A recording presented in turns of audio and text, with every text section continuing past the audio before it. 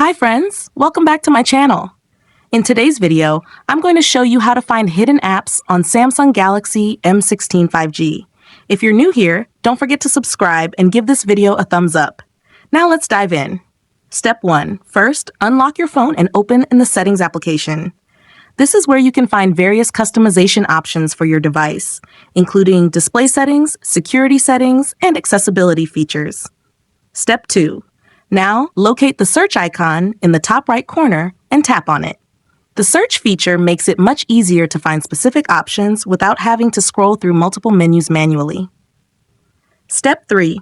In the search bar, type Hide Apps on Home and Apps screens and wait for the search results to load.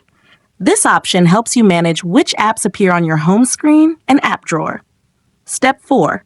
After performing the search, find Hide Apps on Home and App screens and tap on it. Then, tap again to access the Hidden Apps menu. Step 5. For the last and most important step, you'll see a list of all hidden apps. To unhide an app, tap on the app and then select Done. The app will instantly reappear on your home screen or app drawer. If you found this tutorial helpful, don't forget to give it a thumbs up and subscribe to my channel for more great tips.